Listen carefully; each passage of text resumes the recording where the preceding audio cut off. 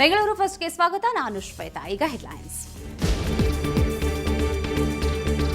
ಐಸಿಯುನಲ್ಲಿ ಗಲೀಜು ವಾತಾವರಣ, ವೈದ್ಯರ ನಿರ್ಲಕ್ಷ್ಯದಿಂದ ರೋಗಿ ನಿಧನ, ಮಣಿಪಾಲ್ ಆಸ್ಪತ್ರೆ ವಿರುದ್ಧ ಸಂಬಂಧಿಕರ ಆಕ್ರೋಶ.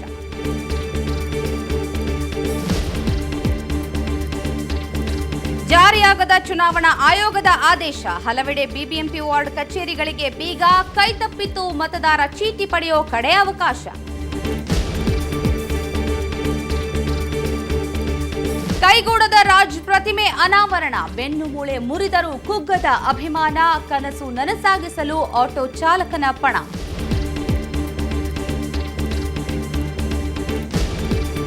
ವಿಕಲಚೇತನರಿಗೆ ಬಗೆ ಬಗೆಯ ತರಬೇತಿ, ಅಸಹಾಯಕರ ಬಾಳಿಗೆ ಬೆಳಕಾದ ವಿಭಿನ್ನ ಶಿಕ್ಷಕಿ, ಸಂಗೀತ ಚಿಕಿತ್ಸೆ ಮೂಲಕ ನೆರವಾಗೋ ಮೀನಾಕ್ಷಿ.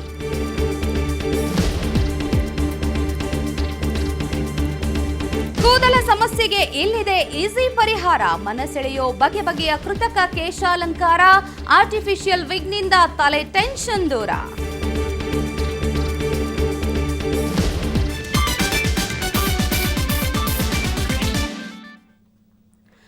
ಸೂಪರ್ ಸ್ಪೆಷಾಲಿಟಿ ಆಸ್ಪತ್ರೆಯಲ್ಲಿ ಟ್ರೀಟ್ಮೆಂಟ್ ಕೊಡಿಸಿದ್ರೆ ಸಾವಿನ ದವಡೆಯಲ್ಲಿದ್ದವರಿಗೂ ಮರುಜೀವ ಕೊಡಬಹುದು. ದುಡ್ಡು ಖರ್ಚಾದರೂ ಪ್ರಾಣ ಉಳಿಸಬಹುದು ಅನ್ನೋದು ಬಹುಜನರ ನಂಬಿಕೆ. ಆದರೆ ಈ ಸ್ಟೋರಿ ನೋಡಿದ್ರೆ ನಿಮ್ಮ ಅಭಿಪ್ರಾಯ ಬದಲಾಗುತ್ತೆ. ಯಾಕೆಂದ್ರೆ ಪ್ರತಿಷ್ಠಿತ ಆಸ್ಪತ್ರೆಗೆ ಟ್ರೀಟ್ಮೆಂಟ್ ಅಗತ್ಯವಿದೆ ಅನ್ಸುತ್ತೆ. ಇಷ್ಟಕ್ಕೂ ಅಲ್ಲಿ ಆಗಿದ್ದೇನು, ಯಾವುದು ಆ ಆಸ್ಪತ್ರೆ, ಇಲ್ಲಿದೆ ಡೀಟೇಲ್ಸ್.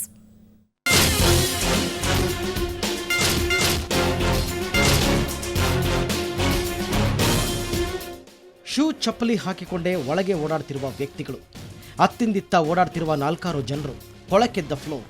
ನೀವೀಗ ನೋಡ್ತಾ ಇರೋದು ಬೆಂಗಳೂರಿನಲ್ಲಿರುವ ಪ್ರತಿಷ್ಠಿತ ಮಣಿಪಾಲ್ ಮಲ್ಟಿ ಸ್ಪೆಷಾಲಿಟಿ ಆಸ್ಪತ್ರೆಯ ಐಸಿಯು ದೃಶ್ಯ.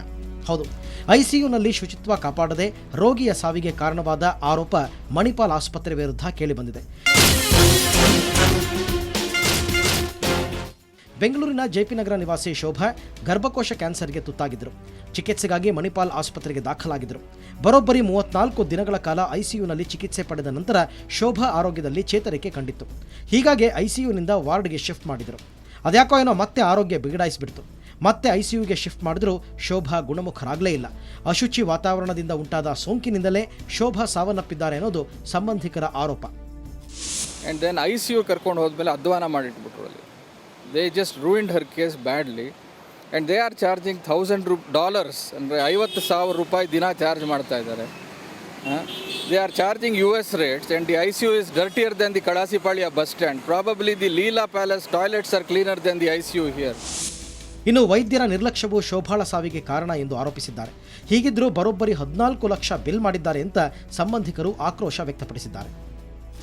This hospital must be punished. What is happening here? We are all citizens of India. Can any Indian, even the director of a company, can pay 14 lakh, 15 lakh rupees for such kind of disease? And they should take care of this hospital and the management. Why this MICU with the sleepers? Cow dung is there. It's going. Everywhere it is going. What is this?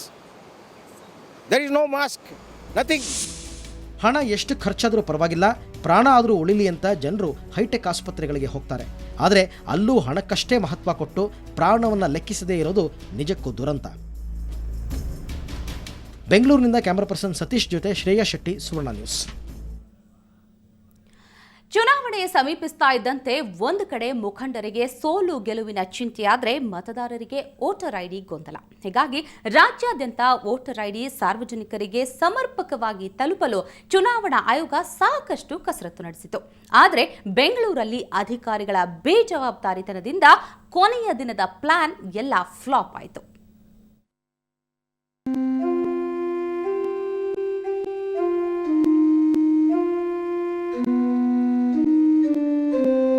ಎತ್ತು ಏರಿಗೆ ಕೋಣ ನೀರಿಗೆ ಅನ್ನೋ ಗಾದೆ ಮಾತು ಚುನಾವಣಾ ಆಯೋಗ ಹಾಗೂ BBMP ಕಚೇರಿ ಸಿಬ್ಬಂದಿಗೆ ಸರಿಯಾಗಿ ಅನ್ವಯಿಸುತ್ತೆ. ಯಾಕಂದರೆ ವಿಧಾನಸಭಾ ಚುನಾವಣೆ ಮತದಾರರ ಪಟ್ಟಿಯಲ್ಲಿ ಹೆಸರು ಸೇರಿಸೋದಕ್ಕೆ ಇವತ್ತು ಕೊನೆ ದಿನ. ಹೀಗಾಗಿ ಇವತ್ತು ಭಾನುವಾರದ ರಜೆಯಾದರೂ ವಾರ್ಡ್ ಕಚೇರಿಗಳಲ್ಲಿ ನೋಂದಣಿ ಪ್ರಕ್ರಿಯೆ ನಡೆಸುವಂತೆ ಚುನಾವಣಾ ಆಯೋಗ ನಿರ್ದೇಶನ ನೀಡಿತ್ತು. ಆದರೆ ಈ ಆದೇಶಕ್ಕೆ ಬೆಂಗಳೂರಿನ ಹಲವು ವಾರ್ಡ್ ಆಫೀಸ್ಗಳಲ್ಲಿ ಬಿಡಿಗಾಸಿನ ಕಿಮ್ಮತ್ತು ನೀಡಿಲ್ಲ. ಭೈರಸಂದ್ರ ವಾರ್ಡ್, ಜಯನಗರ 1ನೇ ಬ್ಲಾಕ್ ವಾರ್ಡ್ ಹೀಗೆ ಹಲವೆಡೆ ಕಚೇರಿಗಳಿಗೆ ಬೀಗ ಜಡಿಯಲಾಗಿತ್ತು. ಇದು ಮತದಾರರ ಆಕ್ರೋಶಕ್ಕೆ ಕಾರಣವಾಯಿತು. ಜಯನಗರ ಕಡೆ ಎಷ್ಟೋ ಕಡೆ ಓಡಾಡಿದ್ದೀವಿ, ಆವಾಗಿಂದ ಯಾವ ವಾರ್ಡ್ ಆಫೀಸು ತೆಗ್ದಿಲ್ಲ. ಓಡಾಡಿ ಸುಸ್ತಾಗಿಬಿಟ್ಟಿದೆ. ಅದರಿಂದ ಇನ್ನೊಂದು 2 ದಿವಸ ಇದ್ದರೆ ನಮಗೆ ಎಷ್ಟೋ ಉಪಯೋಗ ಆಗುತ್ತೆ. ಎಲ್ಲ ಕಡೆನೂ ಬೀಗ ಹಾಕಿದ್ದಾರೆ. ಇನ್ನು ಈ ಬಗ್ಗೆ ಸಂಬಂಧಪಟ್ಟವರನ್ನ ಕೇಳಿದ್ರೆ ತಪ್ಪಿಸಿಕೊಳ್ಳಲು ಕಳ್ಳನೆಪ ರೆಡಿಯಾಗಿತ್ತು. ವಾರ್ಡ್ ಸಿಬ್ಬಂದಿ ತಾನೂ ಪಬ್ಲಿಕ್ ಅಂತ ಸುಳ್ಳು ಹೇಳಿದ್ರು. ನಾವು ಇಲ್ಲಿ ಮಾಡಿದ್ರೆ ಅವ್ರು ಕೇಳಿ, ಆಫೀಸಲ್ಲಿ ಇರೋರು ಕೇಳಿ, ನಾವು ಬಂದಿರೋದಿಲ್ಲ ಅಷ್ಟೇ. ಪಬ್ಲಿಕ್ ನೀವು ಒಂದ್ ನಿಮಿಷ, ನೀವು ಪಬ್ಲಿಕ್ ತಾನೇ, ಯಾಕೆ ಬಂದಿದ್ರಿ? ಒಂದು ನಿಮಿಷ ರೀ, ಯಾಕೆ ಬಂದಿದ್ರಿ ನೀವು? ಒಂದು ನಿಮಿಷ ರೀ ಮೇಡಮ್. ನೀವು ಏನ್ ಹೇಳಿದ್ರು? ಅಯ್ಯೋ ಅಲ್ಲ, ಏನ್ ಇದು ಒಂದು ನಿಮಿಷ ರೀ. ಅಂಕಿಅಂಶದ ಪ್ರಕಾರ ಮತದಾರರ ಪಟ್ಟಿಗೆ ಹೆಸರು ಸೇರ್ಪಡೆಗಾಗಿ ಚುನಾವಣಾ ಆಯೋಗಕ್ಕೆ ಏಪ್ರಿಲ್ 6ರವರೆಗೂ 5.68 ಲಕ್ಷ ಅರ್ಜಿಗಳು ಬಂದಿವೆ. ಅಳಿದುಳಿದವರು ಕೊನೆಯ ದಿನವಾದ ಇವತ್ತಾದರೂ ಹೆಸರು ಸೇರ್ಪಡೆಗೆ ಅವಕಾಶ ಕೊಟ್ಟಿದ್ದಕ್ಕೆ ಖುಷಿಯಾಗಿದ್ದರು. ಆದರೆ ವಾರ್ಡ್ ಸಿಬ್ಬಂದಿ ನಿರ್ಲಕ್ಷ್ಯದಿಂದ ಅವರ ಆಸೆ ನಿರಾಶೆಯಾಯಿತು. ಮತದಾನದ ಹಕ್ಕು ವ್ಯರ್ಥವಾಯಿತು. ಬೆಂಗಳೂರಿನಿಂದ ಕ್ಯಾಮರಾಮನ್ ವಿನೋದ್ ಜೊತೆ ನಂದಿನಿ, ಸುವರ್ಣ ನ್ಯೂಸ್.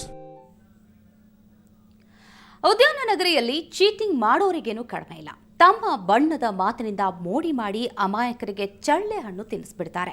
ವಿಜಯನಗರ ನಿವಾಸಿಗಳಿಗೆ ಆಗಿದ್ದು ಹೀಗೆ. ಬಣ್ಣದ ಮಾತಿಗೆ ಮರುಳಾಗಿ ಈಗ ಮರುಗ್ತಾ ಇದ್ದಾರೆ.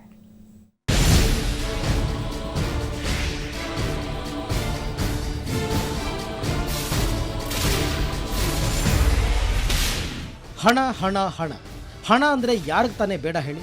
ಹೀಗೆ ಒಮ್ಮೆಲೆ ಹಣ ಮಾಡೋ ಆಸೆಗೆ ಇಳಿದು ಈಗ ನೋಡಿ ಇಂಗು ತಿಂದ ಮಂಗನಂತಾಗಿದ್ದಾನೆ.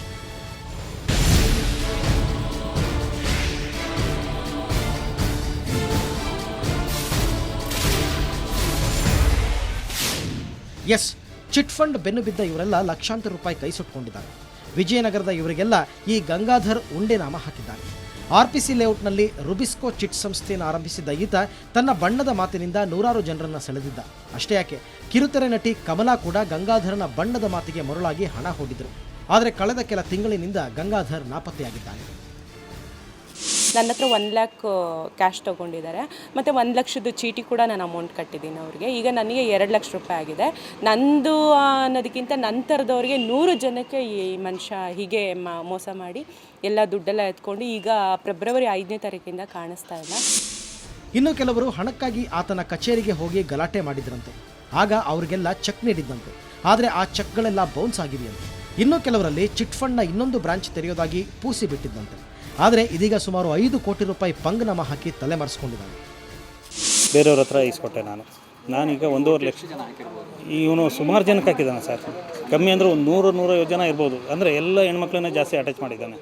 ಇನ್ನು ನಾನು ಎಷ್ಟೋ ಜನ ಇವ್ರದ್ದೆಲ್ಲ ಹುಡುಕಿ ಇವ್ರಿಂದ ಮೋಸ ಆಗಿರೋರನ್ನೆಲ್ಲ ಹುಡುಕಿ ಎಲ್ಲರಿಗೂ ನಾನು ಫೋನ್ ಮಾಡಿ ಹೇಳಿದ್ದೀನಿ.